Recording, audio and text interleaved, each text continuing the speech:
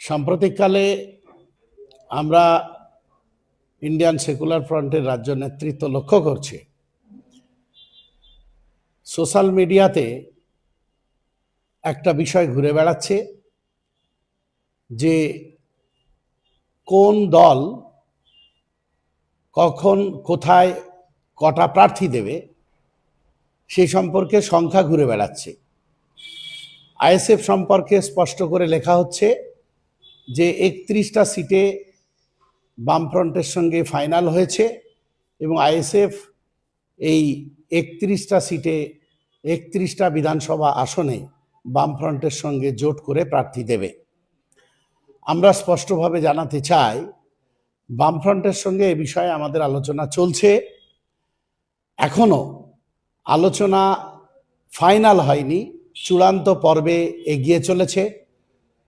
আমরা আমাদের পার্টির দরদি সমর্থক কর্মী সকলকে বলবো যে ফেসবুকে বা সমাজ গণমাধ্যমে যে বিষয়টা ঘুরে বেড়াচ্ছে সংখ্যা নিয়ে, এ নিয়ে আপনারা কোনো রকমভাবেই বিব্রত হবেন না, বিভ্রান্তির মধ্যে পড়বেন না। কারণ বামফ্রন্টের সঙ্গে আমাদের যে আলোচনা চলছে, আমরা তাদের একটা চূড়ান্ত তালিকা দিয়েছি।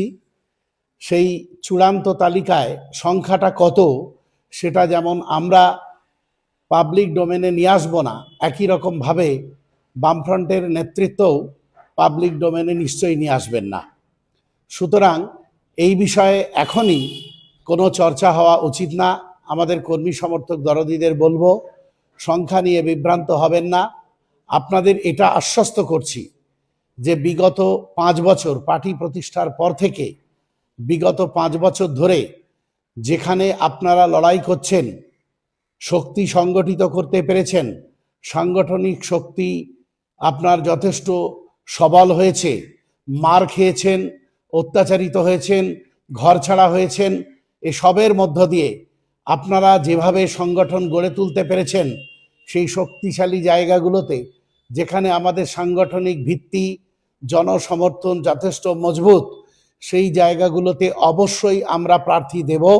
এ বিষয়ে আপনাদের আমরা নিশ্চিত করছি, আপনারা কোনো রকম বিভ্রান্তির মধ্যে পা দেবেন না।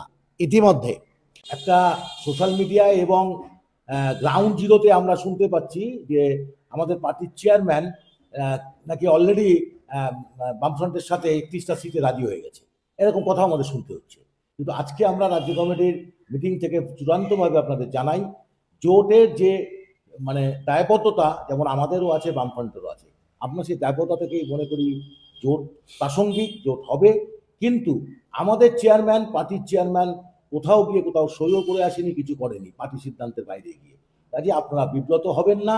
আমাদের যেখানে যেখানে শক্তি বেশি স্ট্যাটিস্টিক্যালি নির্বাচনের পরিপ্রেক্ষিতে বিগত নির্বাচনের আঙ্গিকে সেই সব জায়গায় আমাদের প্রার্থী থাকবে।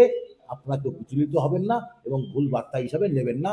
আমাদের রাজ্য কমিটিকে বা আমাদের চেয়ারম্যান সম্পর্কে কোনো ভুল মেসেজ মানুষের কাছে দেবেন না। ধন্যবাদ।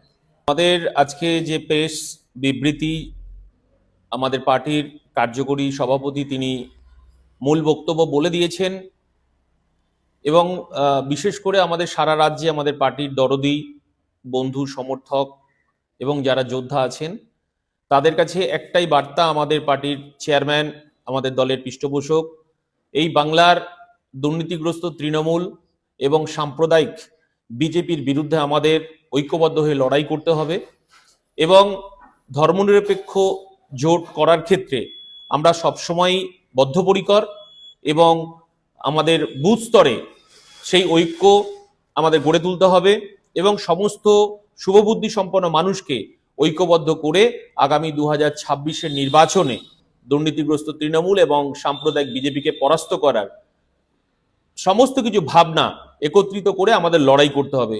এই বার্তাই আপনাদের কাছে আমরা রাখতে চাই এবং নির্বাচন করার ক্ষেত্রে আমাদের যে প্রাথমিক কাজগুলো থাকে, আমাদের যে কমিটিগুলো আছে, পরস্পর যে কমিটিগুলো আছে, সেই কমিটিগুলো এবং ঐক্যবদ্ধভাবে আমাদের সিদ্ধান্ত নিয়ে কাজ করতে হবে। আমি বলবো আমাদের কর্মী সমর্থক নেতৃত্ব যারা আছেন, সমাজ মাধ্যমের বার্তায় আপনারা বিভ্রান্ত হবেন না। পার্টির নির্দেশিকার দিকে আপনারা খেয়াল রাখুন, পার্টির যে নির্দেশিকা যাবে সেটাই সঠিক।